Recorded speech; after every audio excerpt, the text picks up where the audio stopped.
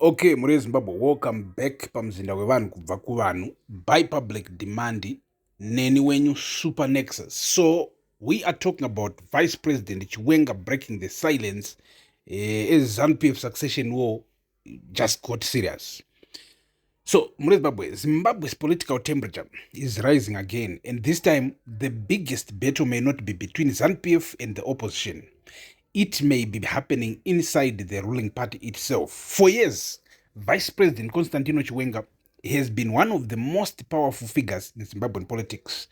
He sits directly beneath President Emmerson Mnangagwa. He was a central figure in the events that transformed Zimbabwe's political landscape in 2017.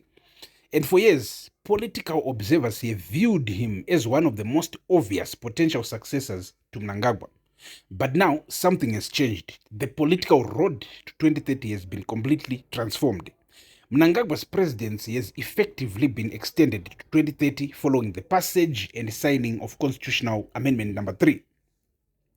The amendment extended the presidential and parliamentary terms from 5 years to 7 years and also changed the method by which future presidents will be selected, replacing the previous direct popular vote with a parliamentary process. To select a president. And just when many Zimbabweans thought the 2030 question had finally been settled, a new question has emerged. What happens to Chiwenga? Because the succession battle inside ZANU-PF has not disappeared. If anything, the latest developments may have made it even more complicated. The game has changed. Let's go back for a moment. Right, for years, one of the most common political assumptions in Zimbabwe was that when Mnangagwa eventually left office, Chiwenga would be one of the leading contenders to replace him. That assumption was never formally guaranteed. Neither Mnangagwa nor Chiwenga has publicly confirmed any secret agreement that Chiwenga would automatically succeed him. But the speculation has persisted for years, and it became particularly intense because of the political history connecting the two men. In 2017, Chiwenga was commander of the Zimbabwe Defense Forces. The military intervention that year dramatically changed the country's leadership and eventually resulted in Mnangagwa becoming president. Since then, the two men have occupied the top 2 positions in the executive. But political alliances can change and political timelines can change. And now the timeline has changed dramatically. Instead of the succession question being centered around 2028, Zimbabwe is looking toward 2030.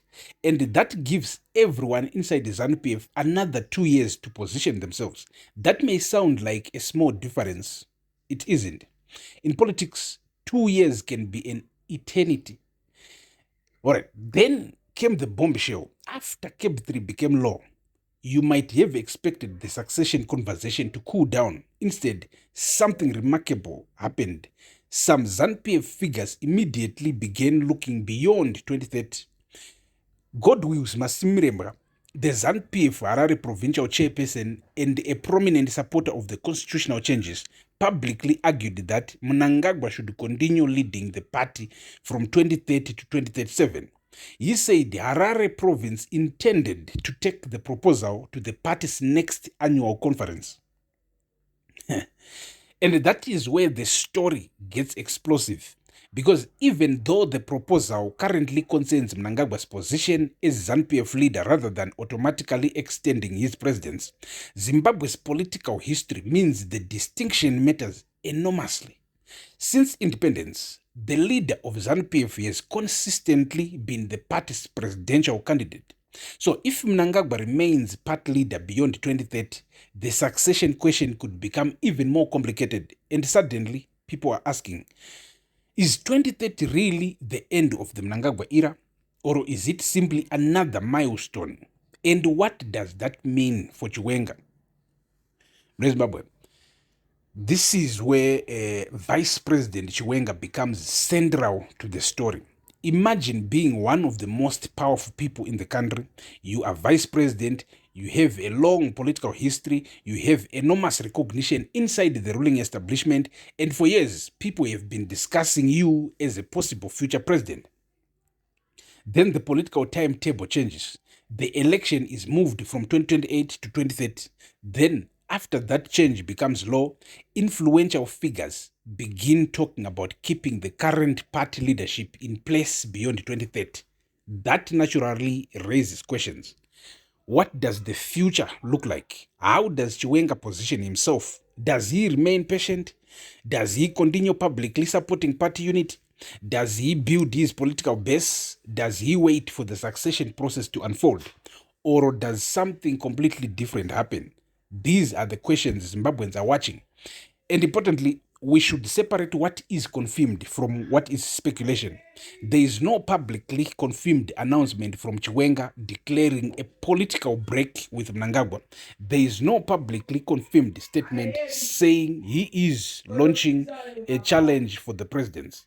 But that doesn't mean the political implications aren't serious. Sometimes the most important developments in politics happen before politicians openly declare their intentions. So, the war that nobody wants to call a war. ZANU-PF officials have repeatedly rejected the idea that the party is divided into factions, and officially the party remains united behind its leadership. But reports of rivalry between political figures aligned with Mnangagwa and those perceived as supporting Chiwenga have persisted. The succession question has repeatedly brought those tensions back to the surface. The debate over Cape 3 was one of the clearest examples.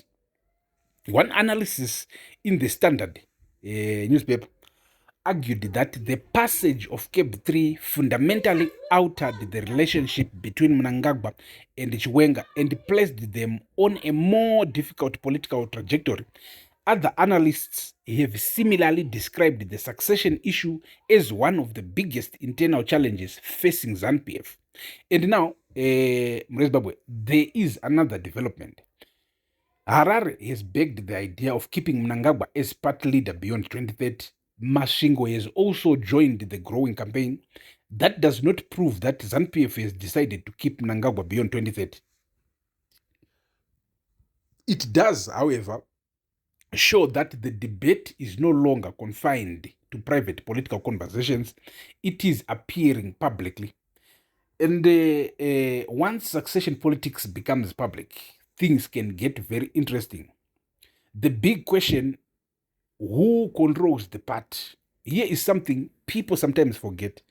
Being president of Zimbabwe and being leader of ZANU-PF are related positions, but they are not legally identical. The party can determine its own leadership through its internal structures. That means a proposal to keep Mnangagwa as ZANU-PF's leader beyond 2030 is not automatically the same thing as extending his constitutional precedence. But politically, the two questions are deeply connected. Because if Mnangagwa remains at the head of the ruling party, he would continue to have enormous influence over the party's political direction. And that creates another question. Who decides the future presidential candidate? Who controls the party machinery? Who controls the succession process? Who has the ability to build consensus across the provinces? Those questions could become more important than any speech, because ultimately, succession is about power. So, Chiwenga's silence. And this brings us back to the headline. Chiwenga breaks silence. Right. The question itself is powerful because Zimbabweans know how important his position is. But silence in politics can mean many different things.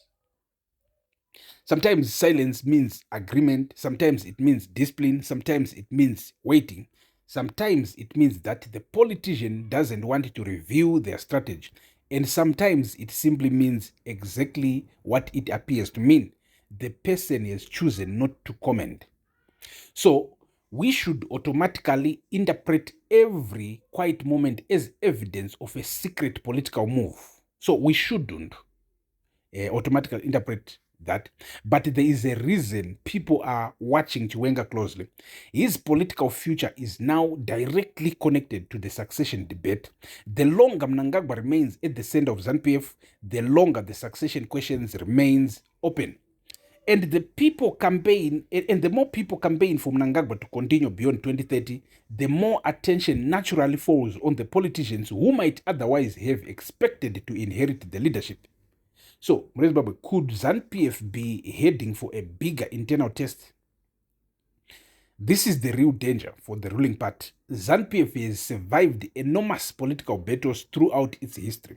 It has survived internal rivalries. It has survived leadership transitions. It has survived opposition challenges. And it has remained in power since independence. But succession battles are different because they involve people who are already inside the system. They don't necessarily need to destroy the party. They simply need to disagree about who should lead it. That can create enormous political tension. And Zimbabwe has already seen how succession battles can reshape the country. The events of 2017 were themselves connected to a bitter struggle over who would eventually succeed Robert Mugabe. That eventually produced a military intervention and a complete change of leadership. Nobody seriously wants Zimbabwe to return to that kind of political uncertainty, which is precisely why the current succession debate deserves attention. Let's talk about Mnangagwa's strategy. From Mnangagwa's perspective, the argument is straightforward. His administration has repeatedly presented continuity as essential to achieving Vision 2030. The constitutional amendment itself was defended by ZANU-PF on the grounds of continuity, stability, and sustained transformation. Supporters therefore see the extension not as a power grab, but as a way to give the government additional time to implement its program. That argument has political weight, but critics see the same development as evidence that Zimbabwe's political system is becoming increasingly centered around the ruling party. Human Rights Watch, for example, argued that the amendment extended Mnangagwa's time in office and ended the direct popular presidential vote. So, Zimbabwe now has two competing narratives. One side says continuity, the other says concentration of power. And somewhere in the middle sits the succession question. The opposition is watching too, and don't forget the opposition, because whatever happens inside ZANU-PF affects every other political party in Zimbabwe. If the ruling party enters a major internal succession battle, opposition parties could benefit. But if ZANU-PF successfully manages the transition and remains united, it could emerge even stronger. That is why opposition politicians should not simply wait for ZANU-PF to destroy itself. They have to build their own political machinery, because political parties do not win elections simply because their opponents are divided.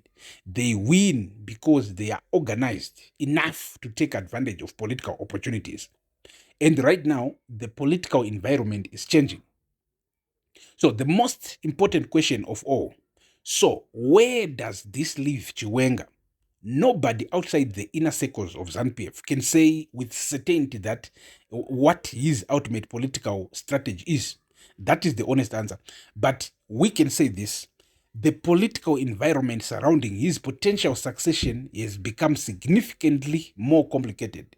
CAB 3 has moved the presidential timetable to 2030. The constitutional system itself has changed. Campaigns are now emerging for Mnangagwa to remain at the helm of ZANU-PF beyond 2030.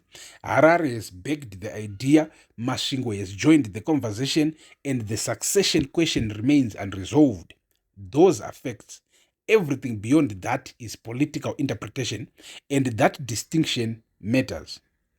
Because the next major development could come from a party conference.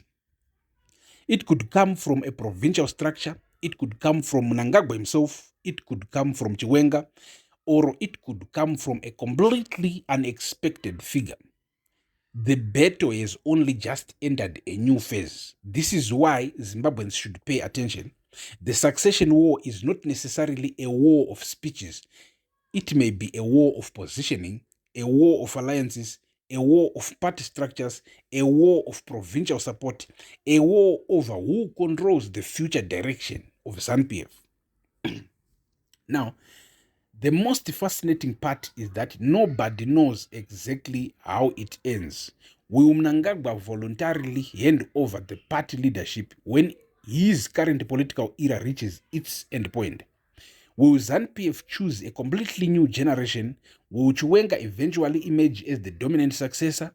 Will another candidate surprise everyone? Or will the party find a compromise that nobody currently expects? Those are the questions that will define Zimbabwean politics over the next several years.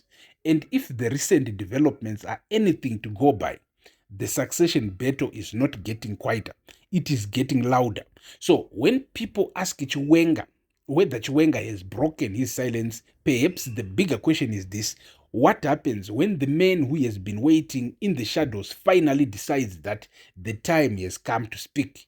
Because Zimbabwe's next political earthquake may not come from an opposition rally.